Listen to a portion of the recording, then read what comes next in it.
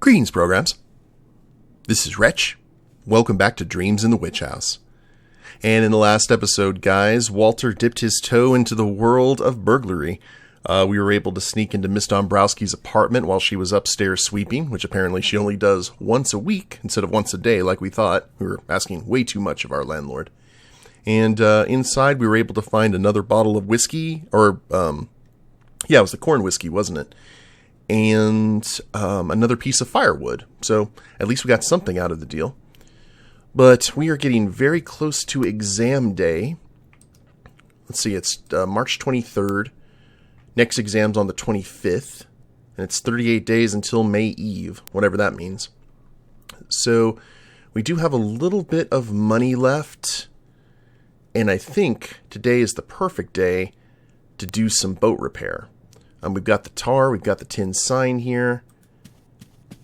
Let's go ahead and head that way and see what we can do. So, I assume we put the tin sign on first. Alright, here goes nothing. I'll start by nailing the tin plate to the boat. Then I need to hammer and bend it to the shape of the bow. Make sure you make a tight fit. You'll never seal it if there's gaping cracks. It's gonna take some time. You know, I used to sail the seas, blah, blah. That worked quite well. I managed to shape the tin so it's nicely in place. But the boat is not yet seaworthy. I need to seal the cracks so that it won't take on water. And that's what we spent $3 on this jar of tar for. Okay, now I'll apply the tar so that the cracks are sealed and the water stays out. Ugh, what a stench. Nothing like that tar smell, is there? Just stick your hand in the tar and spread it round with it. That's the tried and true way. You know, my pa used to blah blah. Phew, it's not pretty, but it should work. Tar really seemed to do the trick. I need to wait for the patch to dry, but after that the boat should be ready for use. Should be ready by tomorrow. Oh, lovely. Excuse me. Yes, sirree. Ooh. I'm researching old Arkham folktales. Have you ever heard stories about Keziah Mason and her familiar brown jenkin? I think I've heard the names. Were they ghosts or something? Well, not exactly. I'm sorry, that's all I know. I see. Standing stones. Yeah, we already talked about this. Then the previous... Refill my tobacco stock and I'll spill the beans on that rapscallion. Does that mean we need to go ahead and get... cigarettes? Hold on, let's see. Good morning, sir. What can I do for you today? We need to grab some food anyway. Jeez, a flashlight for $5. Don't know if we're gonna need that. Well, we probably will.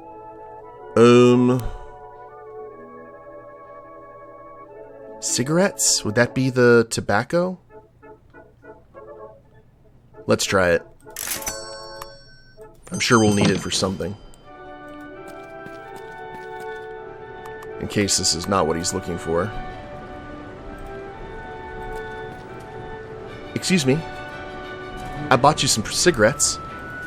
I prefer my pipe. But beggars can't be choosers. Now, can you tell me about the previous customer? A deal's a deal. All right. So the young man rented my Betty and rode off to the island. Did you see what he was doing there? Nope. I concentrated on my fishing. He must have left when I wasn't watching, because I didn't see him again that day. Now, I came back here the next day just after dawn, and the boat wasn't returned. I was fuming. But just then, he came rowing back from the island. He was in such a hurry that he crashed the boat into a rock and just ran off. Like something that scared the bejesus out of him. What did he look like? Oh, he's a young lad, maybe not much older than you, with glasses and a feeble attempt at a mustache. You mentioned that he left some items behind? Well, I can't really say what it was that he left. How so? Never seen such a thing before. It was some kind of a rod or a cane. Maybe some technical apparatus. Must have been metal of some sort. Awfully light, though. Do you still have it? It's his fishing rod. Oh, nope. I figured that fellow could have been from the university. You know, doing some measuring or calculating or some such. So I went to see the professors and asked if they knew what it was. They didn't know either. But they were impressed by the thing and asked if they could have it. Good riddance, I say. And that's about it. Never saw the feller again. When did this happen? Must have been a couple of weeks ago now. All right. Well, thanks for the information. That was very handy. Well, let's head to Miskatonic. Maybe that's something we can talk to Armitage about?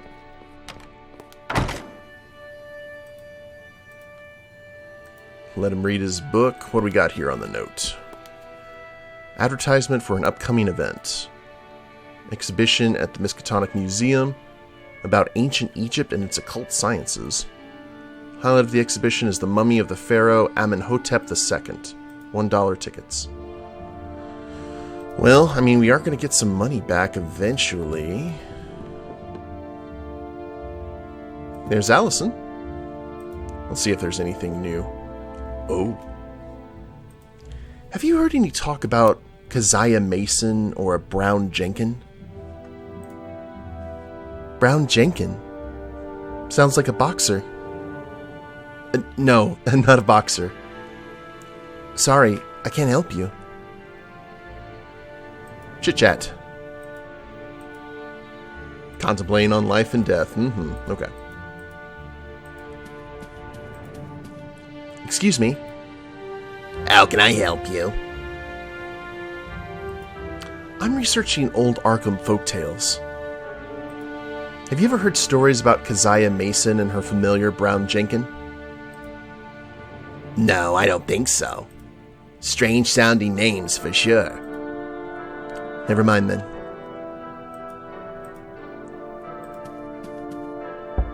Ooh, we could always ask Armitage, maybe. Yes? Oh. Do you happen to know about this strange-looking rod that was brought recently to the university?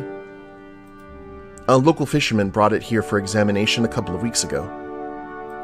Supposedly it was made from an exceptionally light metal. Yes, I remember hearing something like that. I never saw the item myself.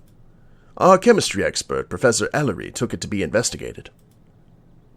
Do you know where it is now? You might want to check the archives. If the examination is over, it might have been added to a collection. Thanks for the tip. Goodbye. I wonder if we have time to work on our theory. Let's go ahead and do that. Astrology, witchcraft, white magic, alchemy, and the so-called Hermetic writings laid the foundations of modern science. But important parts of this knowledge were lost with the Enlightenment. These dark arts that the majority of people shun away from might contain the missing pieces to the puzzle. We could unlock unfathomable secrets if we study them with an open mind, using our understanding of the quantum world. By combining these two worlds, one could truly become a modern-day occultist. The first part of my theorem is complete. That was the easy introductory part. The next part will be the body of the essay, where I list my examples. Writing it will be a more challenging task. I'm hungry. Well, let's deal with that.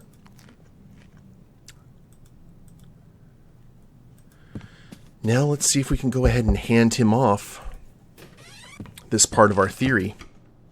Yes? About my theory. Yes? Ask about the source material? Oh wait, he already... Yeah, I already got this one.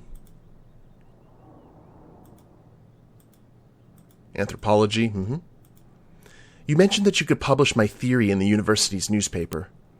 If your theorem meets the high scientific requirements for our paper, we'd be happy to publish it. University will also compensate you financially. The standard compensation is $5 for an article.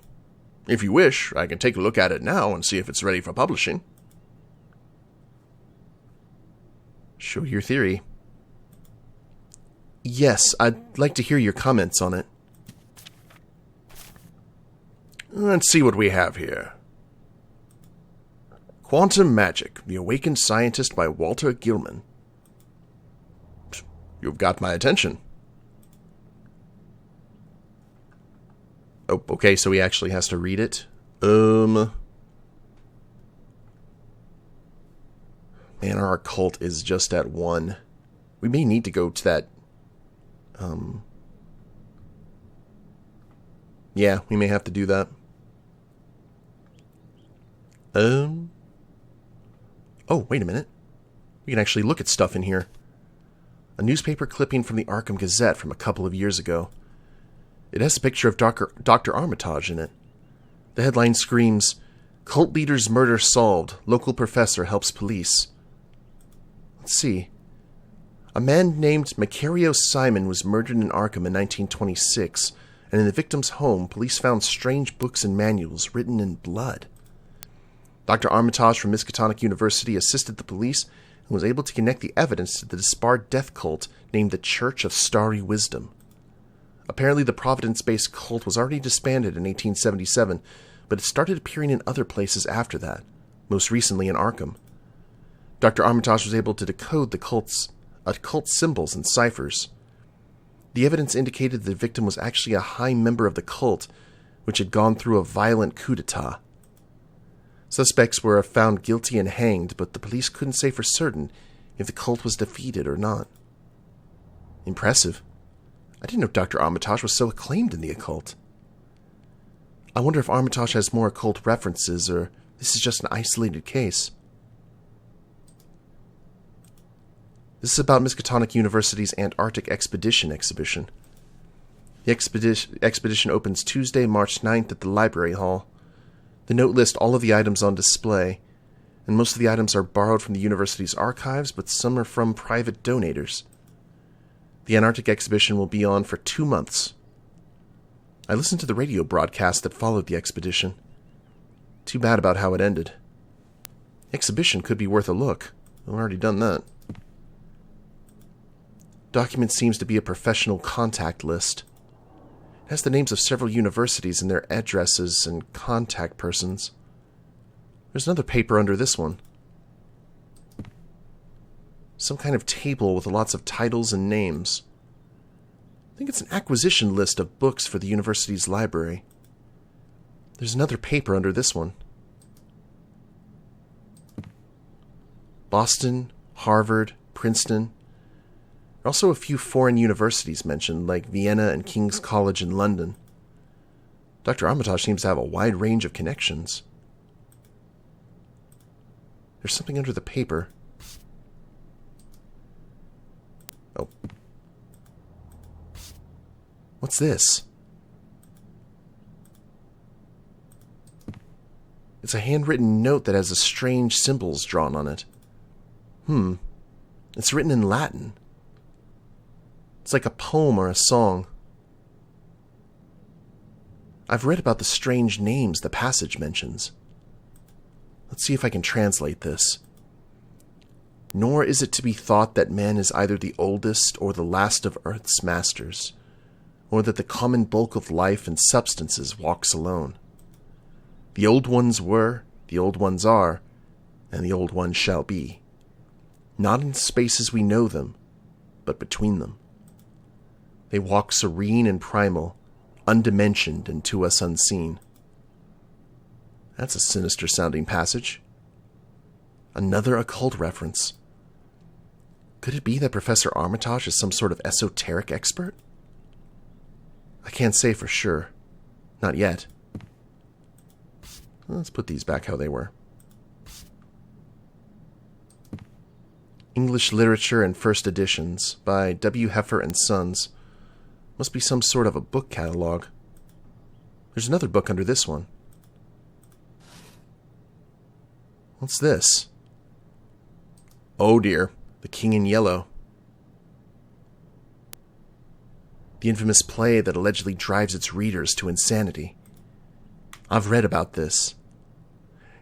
A couple of years ago, 3 Miskatonic art students formed a suicide pact after reading this. They hanged themselves in the rafters of their studio. After the incident, the play was banned from the U.S. I guess I could take a quick look and see what all the fuss is about. Put that back. That book is not safe. Oh. Okay then. Sorry. I think it's safe to say that Professor Armitage is really into the occult and esoteric subjects. He might be a powerful ally should I need help with that stuff. Let's put that book there where it was. This book seems to be a catalog of the famous Al-Qarawiyyin Library in Morocco. Sorry if I butchered that. It's considered to be one of the oldest still operating libraries in the world. The book is written in Arabic alphabets. Too bad I can't read it. Framed diploma from Miskatonic University. Armitage has a degree of Masters of Art, M.A. Doctor of Letters. Doctor of Philosophy. Fancy looking drawer. I wonder what Dr. Armitage keeps in there. Small antique chest.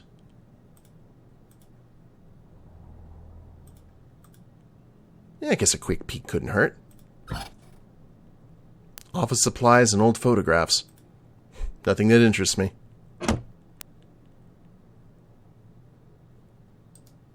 There's a pile of books on top of the shelf. They look dusty and probably not used for some while. A bunch of books have tipped over. Let's fix this mess. Nothing under the books. Linguistics, history, philosophy, many dictionaries, and big musty old encyclopedias. I'm betting you cannot find these books in any normal bookstore. What was it? I think this is Fuseli's The Nightmare. Ghastly painting. Okay, well, he has been examining for quite some time. And I think we've looked at everything that we can here. Excuse me. How does it look? Have you had enough time to form an opinion on my theory? All right. I think I have a grasp on your current status with your theory. This is professional work, Walter. Yes, I agree. Well, your theorem is ready to be published. Just say the word, and I'll send it to print. But wait, we need to... No. I need to think this over. Very well. Take your time. We need to work on the next part, don't we? Maybe now that he knows we're serious, though. Let's ask about his interest in the occult first.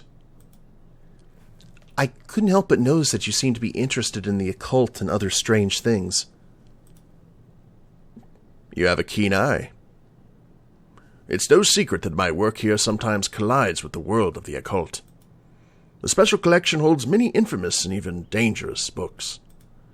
It's my duty as the chief librarian to know their background and meaning. Of course. You might be interested to hear about the strange incidents that I've witnessed. I think we know that he's on the up and up now. Maybe you could even shed some light on them. Well, it depends. What's the matter? Have you heard about the Dombrowski's boarding house? It's the place where I'm living here in Arkham. No, I don't think I have. It's also called the Witch House. That's an unfortunate name for a boarding house. What's the problem exactly? I think something strange is going on in the house, Professor. Something sinister that I can't really explain. I don't believe in the supernatural, but I'm at my wit's end trying to find a logical explanation. I'd like to hear your opinion on the events. Of course, I'll help you if I can. First of all, what kind of evidence do you have on all of this?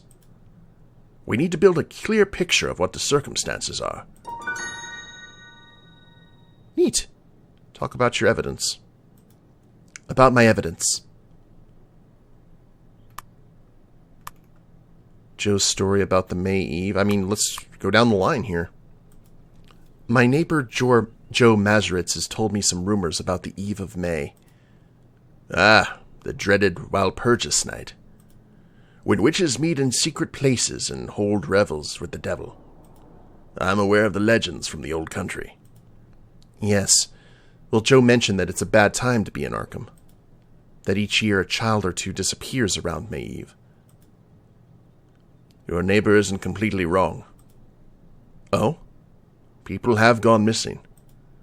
Because they're usually poor immigrants, their disappearances don't make the headlines. There's a tendency to not think about these matters for Arkham residents. Some could call it a mass denial, even.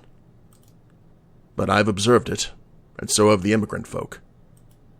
I've urged the police to investigate this matter more closely. With little effect, sadly. So you believe that the approaching May Eve has something to do with the incidents at your apartment? Possibly. Joe claimed that a previous tenant of my room had disappeared on May Eve night a few years ago. I see. Well, there's still plenty of time until May Eve. Might be a good idea to keep your eyes open and make some preparations. I've seen a strange-looking rat scurrying around the house. Well, that doesn't seem that unusual. It's a common problem in any city. Yes, I know that. We had a bad rat outbreak in Haverhill just a few years ago. But this rat is unlike anything I've seen before. It has the face of a bearded man, and its paws are like human hands and feet. And the look on its face. I've never seen anything so hateful. Anything so evil. It must be the creature my neighbor Joe Mazeritz told me about. What I saw fits the description perfectly. It's supposedly some kind of a hybrid between a man and a rat. According to the rumors, it's a witch's familiar. It sucks people's blood when they're asleep. Other people have seen it too, and they've even given it a name. Brown Jenkin. Have I heard of that somewhere before? Well, this is a curious coincidence indeed. Now there's another source confirming your story. But what if the old rumors and stories created the rat that you saw? It could have affected your subconscious and inspired the dreams that you've seen. Fear and terror can make an ordinary rat look like a demon in the dead of night. But I heard Joe's story after I'd seen the rat. It might be that you actually heard the rumors before and just didn't remember it. They were stored in your subconscious and made an ordinary rat look like this creature you described. And there's still the chance that the rat was actually mutated in some way. Now, freakish-looking vermin could start wild rumors and cause mass hysteria, like dog and cats living together. At least in a city like Arkham. I know it's something more than just a bad dream. Well, don't get me wrong. What you've told me is significant and warrants additional investigation. However, experience has showed me that in most cases, the rational explanation is the best. In any case, this is a good piece of evidence. Walter, can I interrupt you for a moment? I think you're heading into dangerous territory. What do you mean? It seems that you've stumbled into something. Something that we don't understand. I have some experience in this area, and I can say that occultism is the devil's business. The more you get wrapped up in this, the more intense these occurrences will be. You must understand that this is a self-perpetuating phenomena. When we deal with the occult, we call the darkness upon us. It might be real or psychosomatic, but the effect is just the same. What are you trying to say? I'm saying that now might be a good time to turn back. To focus on your studies.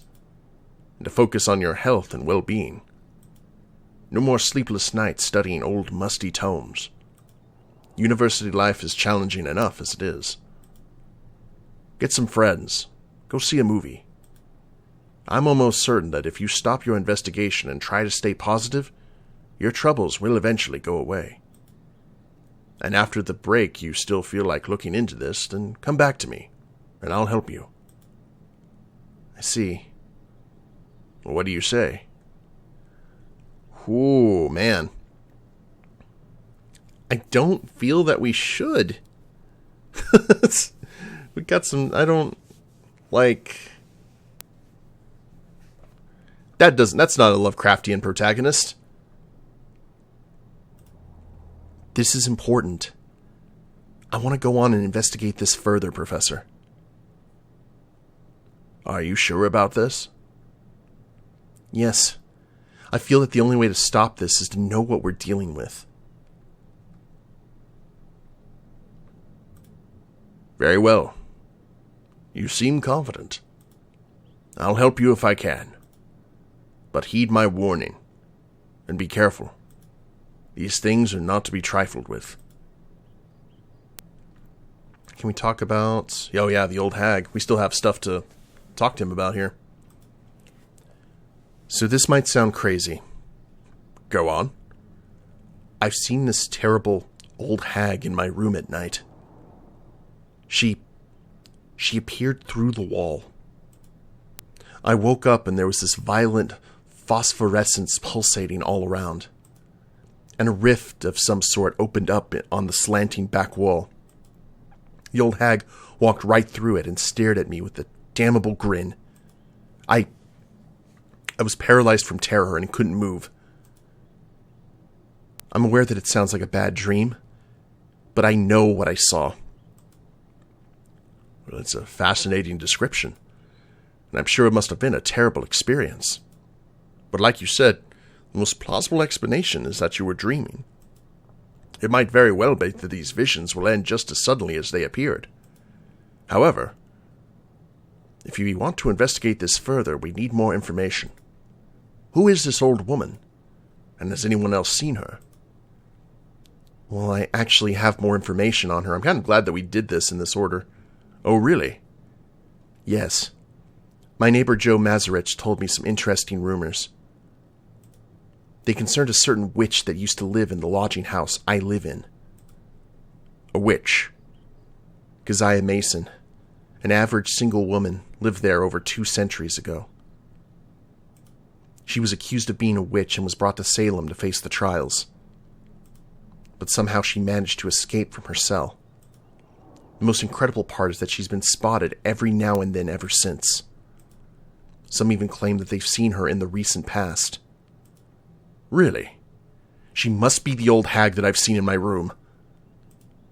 Joe's description of her is identical to what I saw. Did the rumors say that she's a ghost or a specter of some sort? I don't know the details. But yes, it sounds remarkable. She would have to be almost 300 years old. Yes, I know. Well, that is an interesting story.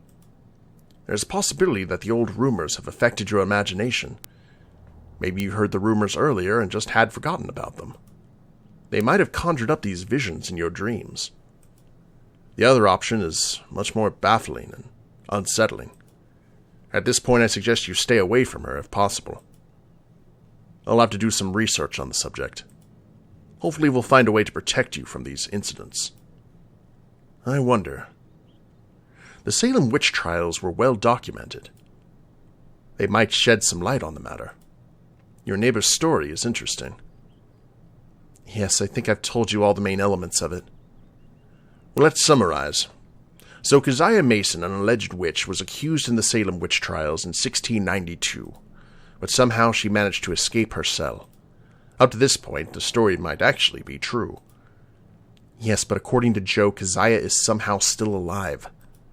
She's been seen terrorizing the residents of the lodging house ever since her escape. The events seem to focus around my room. That's where Keziah used to live. And that's where I saw her. Dream or no dream. She would have to be nearly 300 years old. I know. And you mentioned this rat creature. Brown Jenkin. Yes, Keziah's familiar and ally. And it's some kind of hybrid between a man and a rat. Yes, it sucks the blood of his sleeping victims, and is just as dangerous as Keziah. Apparently they may appear around May Eve, and might be connected to the disappearances in Arkham around that time. Well, it's a historical fact that there were a few people from Arkham accused of witchcraft in Salem.